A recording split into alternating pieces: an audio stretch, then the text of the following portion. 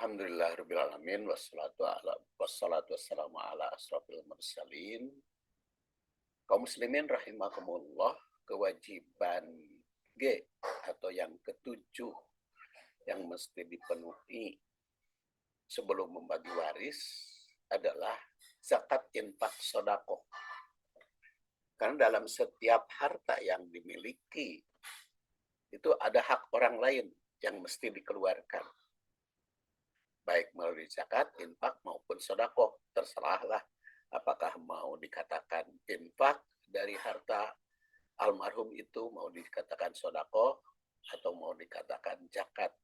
Yang jelas surat At-Taubah ayat 103 menandaskan a'udzubillahi minasyaitonirrajim, khud min amwalihim shadaqatan tutahhiruhum wa tuzakkihim biha wasalli alaihim inna sholataka sakanun lahum wallahu sami'un alim.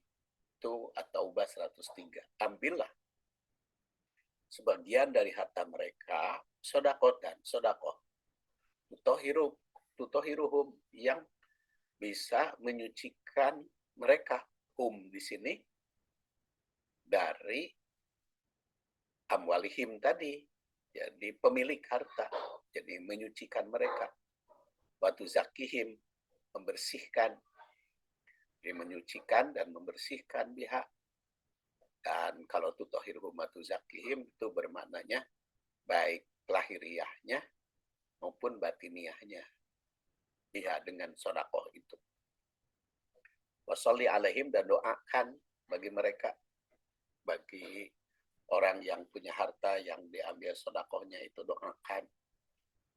Sholli alaihim inna sholataka, karena sesungguhnya doamu, sholatmu, sakanun lahum, itu sebagai penentram bagi mereka.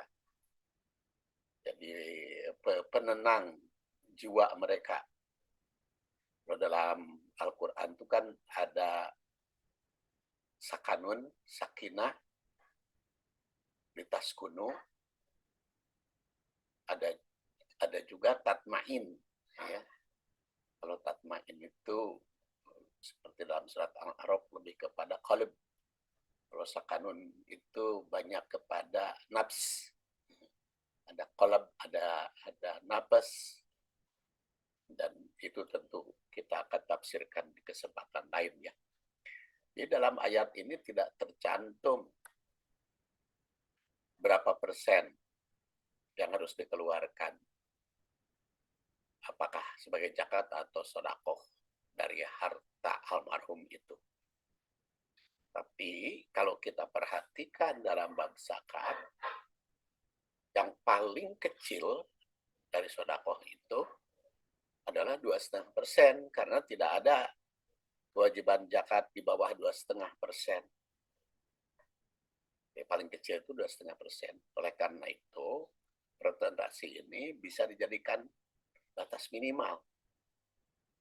Terserah mau lebih atau tidak, tapi minimal 2,5%. Adapun orang yang berhak menerima zakat sudah jelas dalam surat At-Taubah ayat 60. Nah, setelah semua harta yang ditinggalkan almarhum sebagai tirkah itu dikeluarkan, sedekah atau zakat atau infak, dipenuhi oleh ahli waris itu dikeluarkan, maka baru pembagian waris dilaksanakan. Harta warisan itu harus bersih. Karena di dalam surat Al-Ma'arij juga ditandaskan wa fi amwalihim hakun maklum, ya.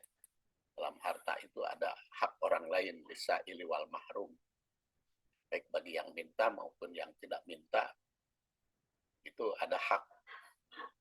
Karena itu untuk pembersihannya dikeluarkan. Dan kalau kita melihat surat At-Taubah ayat 103 kan khud, ya, bil amr, menunjukkan kewajiban yang harus dikeluarkan terlebih dahulu. Itu 7 kewajiban yang harus kita penuhi dari harta almarhum sebelum hartanya dibagikan kepada ahli waris. Terima kasih. Demikian, terima kasih. Assalamualaikum warahmatullahi wabarakatuh.